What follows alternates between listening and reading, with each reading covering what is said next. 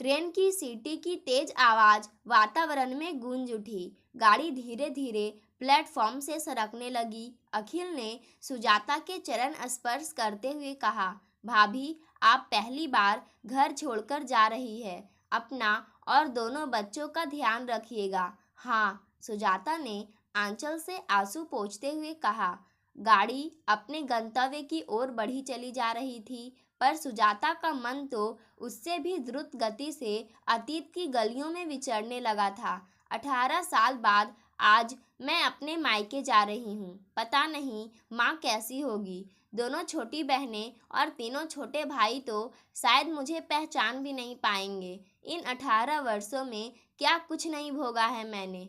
कोई अनजान व्यक्ति सुनेगा तो एक कपोल कल्पित कथा ही मानेगा। सब कुछ एक सपने की तरह ही तो गुजर गया। सुजाता ने एक ठंडी सांस लेकर सीट की पुश्त पर अपना सिर टिका दिया। बंद आंखों में विगत मानव वर्तमान बनकर फिर से साकार हो उठा। बीए पास करते ही पिता ने धूमधाम से सुजाता का विवाह भास्कर के साथ कर दिया। भास्कर के मामा सुजाता के पिता के दोस्त थे। उन्होंने ही इस विवाह के मध्यस्थ की भूमिका निभाई थी। मामा भास्कर की प्रशंसा करते नहीं अघाते थे। बड़ा ही होनहार है मेरा भास्कर, कोई भी केस नहीं हारता। उसके जैसे वकील तो विरले ही होते हैं। जिसे सुनकर सुजाता के पिता सुनकर फूले नहीं समाते थे। शादी के दूसरे दिन सुजाता विदा होकर ससुराल आ गई। ढेर सारे रस्मों रिवाजों के बाद सुजाता को एक सजे सजाए कमरे में बैठा दिया गया। भास्कर ने उसका घूंघट उठाते हुए कहा, सुजाता, आशा करता हूँ सुंदरता के साथ साथ अपने मधुर व्यवहार से भी तुम घर के सभी सदस्यों का दिल जीत लोगी। प्रेम, मनुहार और समर्पण में कब रात बीत गई पता ही नहीं चला। सुबह मीठी नींद में सोई सुजाता का सुंदर मुखड़ा देखकर भास्कर अभिभूत हो उठा। सच, कितनी सुंदर जीवन संगिनी मिली है मुझे। सहसा भास्कर की सोच को झटका लगा। सुजाता की गर्दन पर एक बड़ा सा सफेद धब्बा था। भास्कर ने ध्यान से देखा तो अवाक रह गया। ल्यूकोडर्मा। उसने झकझोर कर सुजाता को उठा दिया और पूछा, ये दाग कब से है तुम्हें? जी वो। सुजाता सहम गई। बताओ, कब से है ये दाग तुम्हें? भास्कर लगभग चीख सा पड़ा। जब मैं 10 वर्ष की थी तब से है। बाह और पीठ पर भी छोटा सा दाग है। बहुत इलाज करवाया पर उफ, इतना बड़ा छल। भास्कर अवाक था। आपके मामा तो सब जानते थे। उन्होंने मेरे पिता से कहा था कि सब कुछ जानकर भी आप मुझसे शादी करने के लिए तैयार है। कहते हुए सुजाता रो पड़ी। मामा ने ऐसा कहा? तुम में ऐसे कौन से सुरखाब के पर जड़े हैं जो इतना होने पर भी मैं तुम्ही से शादी करता?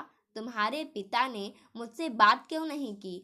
मुझसे क्यों छिपाया? भास्कर का गुस्से से बुरा हाल था। थोड़े ही देर में पूरे घर में ये बात फैल गई। जो बहू कल रात तक सौंदर्य की प्रतिमा लग रही थी, वही सुबह अस्पर्शीय लगने लगी। सब उसे ऐसे देखने लगे मानो वो नारी नहीं, कोई अजूबा हो। इसे इसके मायके ही भेज दो। रखे वो धोखेबाज अपनी बेटी को अपने ही पास। सास विफर उठी। दूसरों को क्यों दोष देती हो? अपने भाई को क्यों कुछ नहीं कहती? भास्कर के पिता ने झल्लाकर पत्नी से कहा। भास्कर की माँ ने तुरंत भाई को फोन करके पूछा तो उसने बेशर्मी से कहा, जीजा जी ने मेरा टेंडर रुकवाया था ना, सबके सामने बुरी तरह जलील भी किया था मुझे। मेरे गाल पर जो थप्पड़ मारा था ये उसी का जवाब है बहना। क्या? भास्कर की माँ हतप्रभ रह गई। घर में जैसे सभी को सांप सूंघ गया। भास्कर कल ही इसे मायके में छोड़ा। हमें रोगिणी बहू नहीं चाहिए। नहीं माँ, ये वहाँ नहीं जाएंगी। किसी दूसरे की गलती की सजा ये क्यों भोगे? पर मैं किसी निरपराध को सजा देने का पक्षधार नहीं। ये अब मेरी पत्नी है। इसे इसी घर में रहना होगा। यहाँ पूरा सम्मान मिलेगा इसे। हाँ, सजा भी मिलेगी इसके पिता और मेरे मामा को। मैं उन जैसे ओछे लोगों से कोई रिश्ता रखना नहीं चाहता और इसके पिता की सजा यही है कि वो जीते जी अपनी बेटी का मुख कभी नहीं देख पाएंगे। ना ये वहाँ कभी जाएगी, ना इसके मायके का कोई सदस्य यहाँ मेरे जीते जी पैर धरेगा। बस। भास्कर आवेश में आकर बोलता चला गया। सुजाता अवाक रह गई। इतनी बड़ी सजा, पर ये सजा तो मुझ पर भी लागू होती है। मैं अपने पति के जीते जी अपने मायके के किसी भी व्यक्ति से मिल नहीं सकती। उसका सिर घूमने लगा और वो बेहोश होकर गिर पड़ी।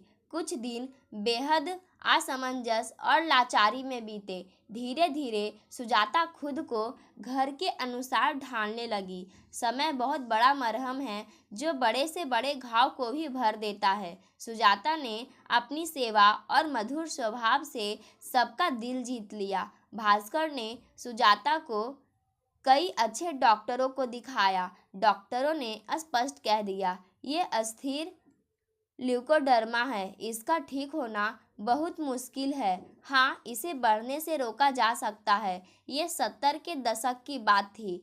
उस समय मेडिकल साइंस उतनी उन्नति पर नहीं थी। भास्कर और सुजाता ने खुद को नियति के हवाले कर दिया। सुजाता की दवा चलने लगी। सुजाता को घर में सारे सुख उपलब्ध थे।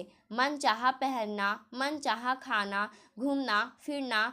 पर यही तो जिंदगी नहीं होती। जब तक पति पत्नी में सामंजस्य ना हो तब तक सारे सुख व्यर्थ ही तो होते हैं। भास्कर का निर्लिप्त भाव सुजाता के सारे सुखों को जैसे अवसाद से धो डालता था और वहां बच जाता था केवल हृदयगत पीड़ा का अवशेष। शादी के दूसरे दिन से ही भास्कर ने ना जाने कैसी चुप्पी साध ली कि लोग उसकी हंसी को भी तरस गए। खुद को कोर्ट के काम में बेहद मसरूफ कर लिया भास्कर ने। सुजाता पति की उपेक्षा का विष पीने को मजबूर हो गई। रात के अंतरंग क्षणों में पति की आलिंगन में प्रेम की उष्मा नहीं, उपेक्षा का ठंडापन ही महसूस होता उसे। उसके मन के दर्द को समझने वाला कोई नहीं था। भास्कर उससे प्रेम भी कर्तव्य समझकर करता था। यही बात सुजाता को भीतर तक छलनी कर जाती थी। समय बीतता रहा। जब सुजाता को पहली बेटी हुई तो घर भर में खुशी की लहर दौड़ गई। सुजाता के पिता ने सोचा, अब तक दामाद का क्रोध ठंडा हो गया होगा, इसलिए बच्ची और सुजाता के लिए ढेर सारा सामान अपने बड़े बेटे के हाथ भिजवा दिया। पर भास्कर ने अपने साले को दरवाजे से ही लौटा दिया। सुजाता भाई की एक झलक मात्र देख सकी। बिलख बिलख कर रोई, पर भास्कर नहीं पसीजा। उल्टे सुजाता को बुरी तरह डांटते हुए कहा, मैं सिद्धांतवादी व्यक्ति हूँ। एक बार जो कह दिया बस कह दिया। अगर मेरे साथ रहना है तो अपने मायके को भूलना होगा। इस घटना के कुछ दिनों बाद सुजाता को अपने पिता का पत्र मिला। ऐसा लगा मानो कोई उसके दिल को मुट्ठी में भींच रहा हो। पिता ने लिखा था, हमारी परवाह मत करो बेटी, तुम ठीक से हो, यही हमारे लिए सबसे बड़ी बात है। पर कभी कभी बचपन की वो नन्ही सुजाता याद आ ही जाती है जो अपने बाबूजी के बिना एक पल नहीं रह पाती थी।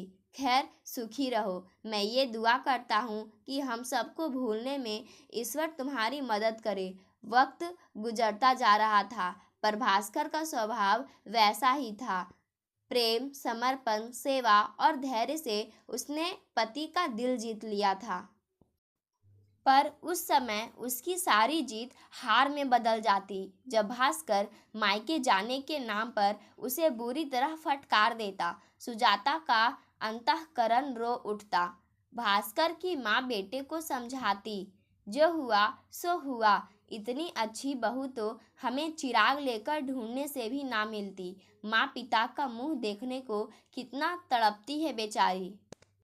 जाने दे इसे इसके मायके, सब भूल जा। ठीक है जाए, पर उसके बाद मुझे अपने लिए मरा हुआ ही समझे। भास्कर दो टूक फैसला सुना देता। इस बीच सुजाता को एक बेटा भी हुआ। पर पुत्र मोह भी भास्कर को अपने फैसले से डिगा नहीं पाया। सुजाता ने भी कुछ कहना ही छोड़ दिया। उसे लगा भास्कर का दिल वो पत्थर है जिससे टकराकर उसके मन की इच्छा हमेशा चकनाचूर होती रहेगी। इच्छा की चरम आर्द्रता जो उसके रुदन के रूप में फूटती है, वो भी इस पाषाण को पिघला नहीं सकती। एक दिन सुजाता को पिता की मृत्यु का टेलीग्राम मिला। पिता का चेहरा अंतिम समय में भी ना देख पाने का दुख उसे भीतर ही भीतर जैसे खाए जा रहा था। इस बार भास्कर का दिल भी पिघल गया। उसने सोचा सुजाता वहां जाने को कहेगी ही, वो उसे जाने देगा। खुद जाने के लिए कहने से उसके पुरुष तत्व को, उसके अहम को ठेस लगती थी, पर सुजाता ने एक बार भी नहीं कहा। केवल भीगी पलकों से एक बार भास्कर की ओर देखा। पता नहीं क्यों पहली बार भास्कर जैसे कठोर व्यक्ति का मन भी कांप उठा। वो पत्नी से नजरें नहीं मिला पाया। पहली बार सुजाता के हृदय में पति के लिए घृणा के अंकुर फूटे। पर नारी की यही तो विडंबना है कि उसे अपनी घृणा को भी सहनशीलता के आंचल तले ढक कर रखना पड़ता है। वो कई दिनों तक बेचैन रही। हर घड़ी बाबूजी का चेहरा ही आंखों के सामने आ जाता। बचपन में उसे स्कूल पहुंचाते बाबूजी, टॉफी की दुकान पर ठिठकती बेटी की आंखों में लालच देकर खिलखिलाकर हंसते, उसे चूमते बाबूजी, कन्यादान करते हुए बिलखते बाबूजी और विदाई के वक्त माथे पर स्नेह स्पर्श धर रूंधे कंठ से आशीष देते बाबूजी। उफ, काश एक बार उन्हें देख पाती। उसका मन वेदना से विकल हो उठता। धीरे धीरे 16 वर्ष बीत गया। कभी कभी सुजाता सोचती, राम का वनवास भी 14 वर्षों में टूट गया था। पता नहीं मेरा मिलन कब अपने स्नेह पात्रों से होगा। समय वो धारा है जिसके मार्ग में कोई अवरोधक नहीं। निसर्गता वह अपने अनवरत प्रवाह में सुख दुख को समेटे बहते जाता है अनंत की ओर। सुजाता की बेटी अनिका 15 वर्ष की हो गई थी और बेटा मन्नू 10 वर्ष का था। सुजाता बेटी को देखकर सोचती, अगर किसी कारणवश इसकी ससुराल वाले भी इसे यहाँ ना आने देते तो। उसकी भीगी आंखों में एक साथ 2 तस्वीरें तैर उठती, एक अपनी और एक अपनी माँ की। उसका रोम रोम कांप उठता। वो अचानक सामने खड़ी अनिका को कलेजे से भींच लेती। अनिका की आंखों में आश्चर्य कौंध उठता। क्या हुआ माँ? कुछ भी तो नहीं। सुजाता सहज होने की नाकाम कोशिश करती। कुछ दिनों से भास्कर की तबीयत खराब रहने लगी थी। कभी बुखार, कभी उल्टियाँ, हाथ पैर में थोड़ी सूजन सी रहने लगी थी। डॉक्टर ने कुछ टेस्ट करवाए और रिपोर्ट आने पर सुजाता के सिर पर मानो वज्रपात सा हुआ। भास्कर की दोनों किडनियाँ खराब थी। कुछ दिन उसे डायलिसिस पर रखा गया। बाद में डॉक्टर ने स्पष्ट कह दिया, किडनी प्रत्यारोपण ही जिंदगी बचाने का एकमात्र उपाय है। भास्कर हमेशा की तरह अड़ गया। मैं किसी दूसरे का जीवन खतरे में नहीं डाल सकता। घर के सब लोगों ने समझाने की कोशिश की पर नाकाम रहे। एक दिन भास्कर ने भावुक होकर कहा, सुजाता, मैंने अपने जीवन में एक ही पाप किया है। शायद उसी पाप की सजा मिली है मुझे। पाप? हाँ, मैंने तुम्हारा मायका छुड़वा दिया ना। छोड़िए पुरानी बातों को। तुम अगर चाहो तो बच्चों को लेकर माँ से मिल आओ, भास्कर ने सकुचाते हुए कहा। सुजाता चौंक पड़ी। उसके होठों पर एक विद्रूप सी मुस्कान कौंध उठी। उसने प्रतिपक्ष किया, आजीवन कारावास की अवधि 25 वर्ष होती है ना? हाँ, पर क्यों? अगर कैद के 24 वर्ष गुजर चुके व्यक्ति को ये कहकर रिहा कर दिया जाए कि तुम्हारा कोई दोष नहीं था, तुम आज़ाद हो, तो क्या उसे वो आज़ादी अच्छी लगेगी? बीते हुए स्वर्णिम वर्षों की याद और तड़प उसे भीतर तक दहला नहीं देगी? उसके लिए तो कैद ही बेहतर होगी। सुजाता की आंखें छलक उठी।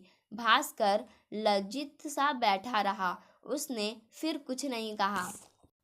बहुत कष्ट भोगने के बाद एक सुबह नश्वर काया को त्याग कर उसकी आत्मा अनंत में विलीन हो गई। भास्कर की 13वीं के बाद सुजाता के भाई ने उसे अपने साथ ले जाना चाहा। उसकी सास उसके सिर पर हाथ फेरती हुई बोली, जा चली जा बहू, रोकने वाला, अपनी कसम देने वाला अब है कहाँ? दीदी स्टेशन आ गया। सहसा सुजाता को भाई ने झकझोर दिया तो वो जैसे नींद से जागी। प्लेटफॉर्म पर घर के सारे सदस्य खड़े थे। वो बेतहाशा दौड़ती हुई माँ से लिपट गई। माँ बेटी के करुण रुदन से सबकी आंखें नम हो गई। बेटा, तुझे एक दिन विधवा के रूप में देखूंगी, ऐसा तो सपने में भी नहीं सोचा था। माँ की आत्मा कराह उठी। वर्षों से दबी पड़ी वेदना सहस्त्र धाराओं में प्रवाहित हो उठी। यही सच है माँ, हम दोनों ने सजा भोगी है। तुम्हारी सजा ये है कि तुमने मुझे विधवा के रूप में देखा और मेरी सजा ये थी कि मैं सुहागिन के रूप में तुम्हारे सामने आ नहीं सकती थी। सुजाता रो पड़ी। मेरी बच्ची, ना जाने किस पाप की सजा पाई है तूने। सजा तो आज खत्म हो गई माँ, मैं सजा मुक्त हो गई। सजा मुक्त? सुजाता का रुदन सारी सीमाएं तोड़ गया। ठीक उसी तरह जिस तरह बाढ़ का पानी सारी हदें तोड़कर बह निकलता है और पीछे छोड़ जाता है अवसाद, सिर्फ अवसाद। पाठकों, आज की कहानी यहीं समाप्त होती है।